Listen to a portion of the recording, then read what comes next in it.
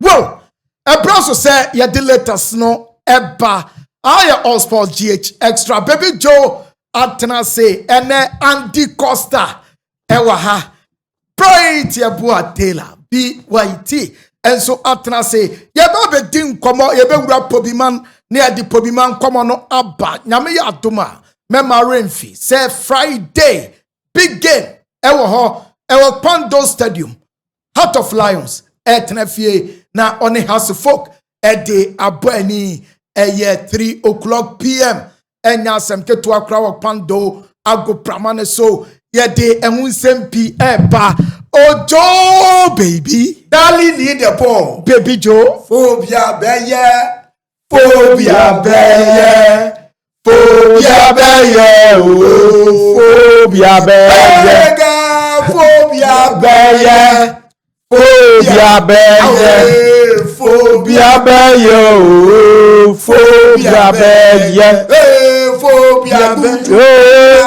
phobia dudu bata phobia buju baja phobia for the theater see ada as for God dey say person okobo match down yobu o say time no for the yobu. Yes, Matisse Beneza Abban. I'm captain. What I say? Oh, you're a very good player. Sure. Scanning the baby. My points in the ask for was a jiba. Okay. Because you're shame colani bon colani. Those ask for that. Your players no. I should colani boss or back or show. Yeah, phobia seat. That one points in the air. I was saying koji.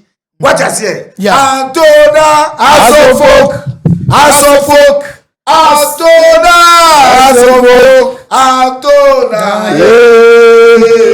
Ino gwalolo yo Obala majiwabe Asofo pise balojino Ele kule ye Asofo kose gwayo Phobia eno eye phobia then phobia masters yes Yantwaso BYT yeah dipo na bibia the din and also folk training na the thing is boys ni nyina buy with the assumption of Martin Kakari on say nra ya bete ho mam say Enoch Jordan Daiti ono na physical trainer edema has folk boboku no na Martin Kakari ni ye training enra enti Martin man join the group no and team ni say ye training na Martin Kakari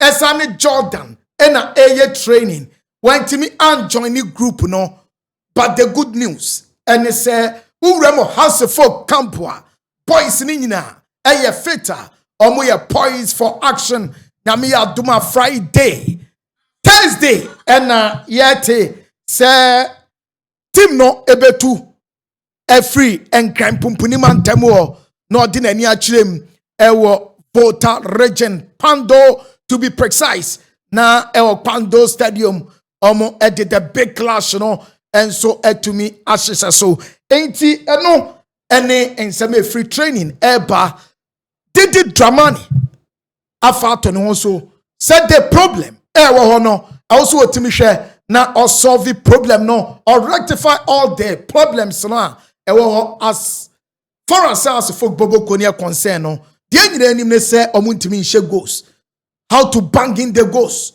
and no any idea aka enti Didi once again any boys no training ni nyina ahobobo mo di wrem this weekend clash ni Ghana Premier League match day 26 BYT. Oh well won say asankasa no team bi anko kwa bonten dia of late ana dudu na enim say has of folk anya hwe obeya ade say this season o ma lose 3 matches there abonte but o matimi ache 6 o na the most o na the team with most away wins o mukuta 6 wins beating Heart of Lions Heart Pando kromu no enso ya ade ababe den dia ma clubs ni bi last season there but this particular season no as a muta kakra clubs ni bebre timi kwa Pando ekwa shake wo mo a certain example babia ni Gold Stars a certain example mediama a certain example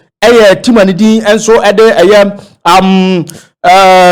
aduana stars so mediama kwose aduana kwose na babia no goals asa kwose meaning say all the top teams na omuji league na ye ni nyina atimi akwa kwose with the exception of Asante Kotoko a okoya omo man 3-1 and Osha class of folk enso so a ono so da yie a obetimi akwose o kai say the Paul last time na house of folk any Pando out of Lions AC akan na no ada ye ball top 4 democracy cup ne ade na has 8 Lions pa a omutimi show omo 2-0 baako eso omo 1-0 baako a top 4 ne ene you more cup nyina no obia etimi ehye Pando Heart of Lions enso ewo but beating Pando Heart of Lions ewo Pando no darling po no na aba be a difficult task for Accra so kunti match ne Friday meaning say obia benya akonya aboaboa no ye e de atena fia ahwe ha ase nko a eno so da ya na ye den no say won nko abo na ni nyina hwew ene be ma game no emu aye hye aye the last season omo ko share house 2-0 2 seasons ago omune has ebo eye draw okaya na niema mu ye dene pa but as folk tibi ko manage ball draw and last 2 seasons on so 2015 and I say 10 years ago answer no mo be call relegation omo chi asese no omo share house folk wo am say has the last time omo ko share wo Pando no e date back pa me gidie say eye nsa na wo say players ni nyina no egitum say eye grounds a Emoya Dindia class of folk. The last time was Matmotus go in 2012. Now before then 2000 and no Marco Shomo and so Kromo. Eti Kro Pandono. I best 12, 13 years. Echo 14 years in a depot. House of folk in Timin order. It's no also place in the team training Nankasano. Metesa. Me sure say has bad results recently after beating Kotokoni Nano Abba on board Didi Dramani any players na wie ni ye a nyame admo e bia o metima akọ Pando akwa justice to adwuma no na nyame metima akọ ye anya sa de a o di defeat say ba nyame mba den di ama supporters ne pa ye hwe ni mu say nyame adoma Friday has folk ebetimi enya very positive results Andy Bibia Boko Dalempo Nyankopo Adam ma me ho den Kofi Mame Heart of Lions captain Ebenezer Abban Nano Dana omobo MTN FA Cup ewo Cape Coast agopramane so many dream serves in a boy now right after the game and captain El Capitano Ebenezer Abban edituja say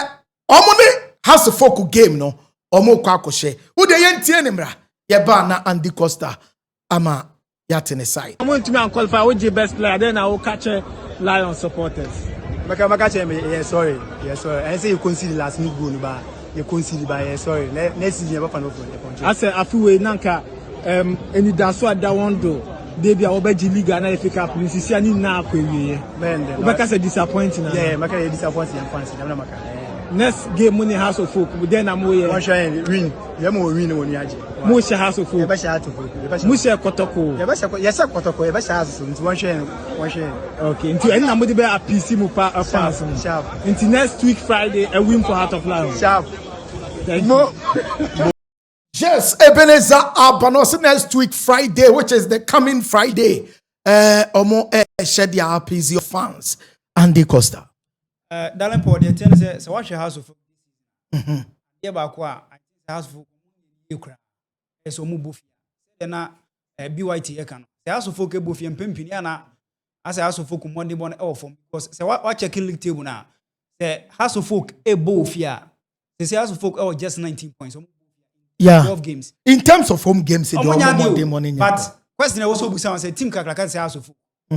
On say team dey also a. Yeah. Who bofia. I think say home supporters and there. Yeah. Omo tawo chianga give me bit mako kama de ma. But say who bofia na say wonya de na say win na ya de dia. It doesn't speak well. Oh, Dabi. And omo your best away sider this season omo your adwuma de ma team from say House of Folk. So I think say nyame ya aduma Friday game e ba so no omo body etia Heart of Lions e wa we no. A big game at the House of Folk and House of Folk this season ade ba kwa ahwa ense na nkoyi mo kora draws be House of Folk. Yeah, omo draw pa. Omo draw pa say draw be no wabo ni nyina no convert e de AV 1-1 win kora. I think say nka odwo many beje pa nka. This season has about as much as many as 11 draws. 11 draws. Into the 11 draws no win mako 5. And interestingly, 15 points. Yes. They can 41 points in one. Oko. Has of so. Interestingly, Bakope no mubo 2-2. Jack 0-0. So it tells you say House of Folk problem of scoring no and against Lions. Oh, Lions so I shall last bear 5 games no man down. Yeah. Heart of Lions. Oma we need just one. Oma we need just last one. 4. And FA Cup no me Dreams FC free and extra time. Yeah, Dreams from behind. Ebe you omu free. Dreams you omu free. Exactly. Yes, omu free. Yeah, omu free. They are out of the country. Oh, it means out of Lions so omu both omu yade against House of Folk. And an BYT kase since 2009. Yeah. House of Folk and we ne ewa we. Okay. Out of Lions that. It means a game we add the pa add the Didi Dramani boys no. But me transfer House of Folk this season kwade. It's not say so offer league table no na away side no. Omo na daso no kwade. It means House of Folk ko away a. E na pressure say the new omo so bebre. Yeah. I don't know so ebi omo bofia. Yeah, ha supporters and expectation was ro. Some buy say chinchina chen was omo win anu nti. Ene ya na ma no ma enche dan Queen House of Folk I don't know. But omo kwa away ni there. I think say Didi Dramani mo kire. Oni House of Folk a kire say omo anya de kura de draw betim de aba. Nti ehwe no so menya positive results. Onyame ya adoma pando get out of Lions. Yeshani mu say House of Folk benya positive results and the etia pando out of Lions. The final push remaining league games are aka for the top 4 teams, you know. Biwa has yedin komo we dada. Unim say after Lions game na namni BYT mene Newton shemu ye pa. Say after Lions game no has war as many as 5 games and sana Omako Nations. Ningina yen krampa temu. Yes, who take advantage with this away gamer? Oh, yeah, best on the road. Now, you will be in a contention for the league. Meaning, yes, House of Folk.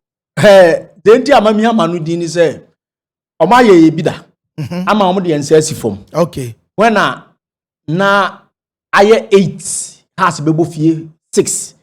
They say Ababe say 4 meboa. Omubo 4 ewon kan first no omubo 6 ni mu 2 oman timanhye. Omanhye bechem. Omanhye brekum Chelsea. Na no ada o de yenyi bechem de enko. Omanhye brekum Chelsea. Omanhye Baseke Holy Stars. Eti eneso ababete. This time House of Folk advantage still say after Heart of Lions no obebo so draw Blacks. First round okobo goalless draw meboa. Yeah. Obebo Young Apostles. First one has ko ball draw. Ewo wenchi. Yes. Obebo Vision FC a first one. Has of Folk ni ye dey. Say as she no. Yeah. Good. Enu ya we. But a greater Accra. Omo bo Temanu town. Near J Kraku the second. On 2 point bebre nkopre no honya yi. Exercise no this season has about dreams or has share no one. Yeah, has a share dreams so. A advantage the match of us obesa nya sa points no. Oye on Karela United. Karela enanka House of Folk emode mo anu ode ba league ni mu nyina wuyi kotokosi nche okose na tima wo share House of Folk a share House of Folk team ni ye pa e besi ne no team nanya that goes difference ni biem Karela United. They are the only team wanya huge margin over House of Folk in terms of win. Yeah. Wase has 2-0. Mediama share has a 1. Kotoko share has a 1-0. Ghost share has a 2-1. The only team Wama has 2 unanswered is Karela United. And coming to Accra no House of Folk by revenge.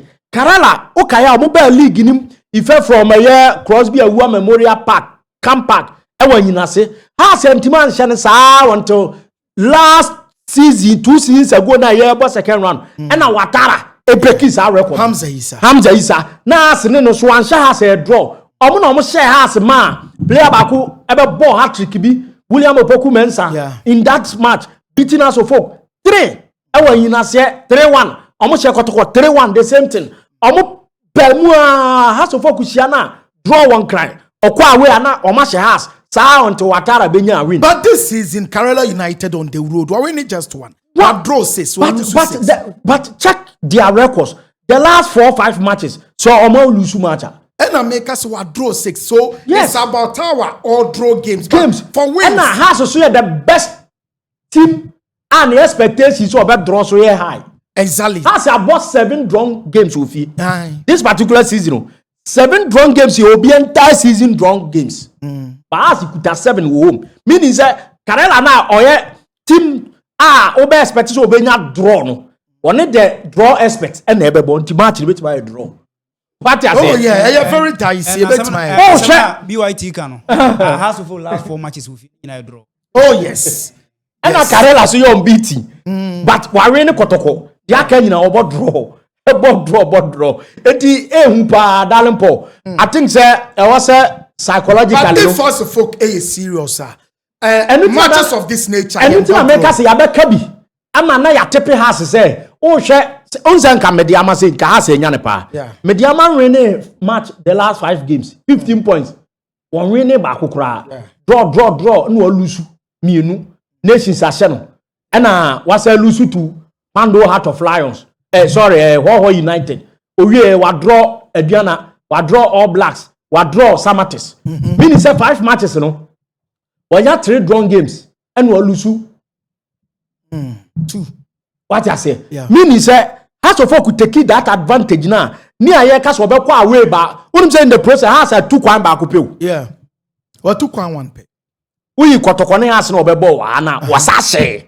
Yeah. O 2 kwan ba ko eno bibia ni. Bibiani. And we say be 2 kwan. O say 2 kwan we obo matches we within a craft 4. But we are serious. Us should be serious with the home games. If not that, Kahas are dealing with Afu a ease. league na elfo pa League ye elfo.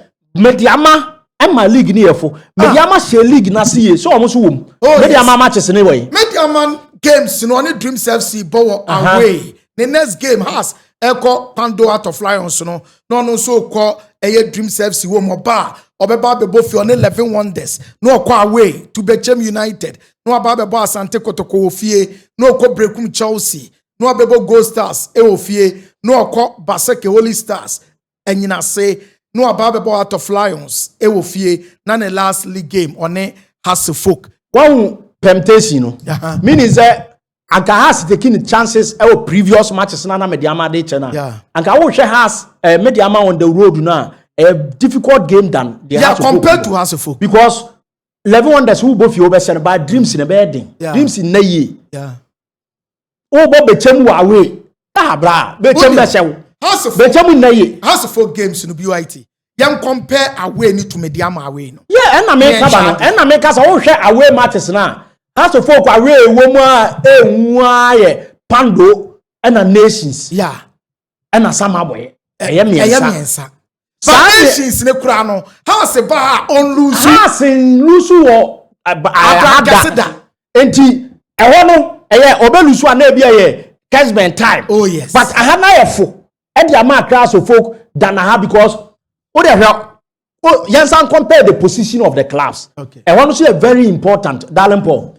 Dreams FC and na ya worry. Okay. Possibility say the whole matches no 70% psychologically ni mentally ni physically so also was say or this 70% and what the new room no people e was so o dey say the next away game against Bechem bebe bia Bechem so da sa game no so Bechem anya careful no so be win to also was the next game against Brekum Chelsea one omo win hebo e wa away okay you say hono any match of convenience bia wo any match of convenience say oka first match and not say omaton Yeah. match of convenience you be better aka say Alliances. alliance because there are instances itimika say bononko so ne asanteman koso na mpanyam pass go to bell league from go face wan she kotoko Kumasi ta Yeah, but to us. 2010 omo she kotoko Alliance, yeah. e wo Kumasi Freddy Kwesi 4 minutes time pan no ahye dada na sa hwebiem na sa away game esa be Baseke ono so we that time they be na Baseke so sa we mu so fro ball also ono so pay position Yeah. ansa na Mediama de ni games ni ansa na wasane House of Folk ono so sa time no mu G league no Nanka mu o don head to head eti Mediama gina grounds bi a ni home matches ni pe na say o advantage eno kura no on a traditional team like Kotoko na ebo on a competitor like Gold Stars na ebo Yento aso. and na wonim say Baseke kura no ono no ekoball draw Mediama home first round meaning say oh shed yanka I say has a mere formality time near Copa Bancomono, and so I had Denyamianim no cre the final push. 9 games are cano, and some any day House of Folk, ebetimi amamo humane so na omatima challenge for the ultimate young consent from Prince Osu Kwabna. When you say thank you, and House of Folk, and you say thank you to Prince Osu Kwabna. Okaya, yabekai. Say Prince Osu Kwabna, and has and sense no. Aware no ebenyagu. Enra yete ho ojo okay. Andy. Alempo. Say Prince Osu Kwabna.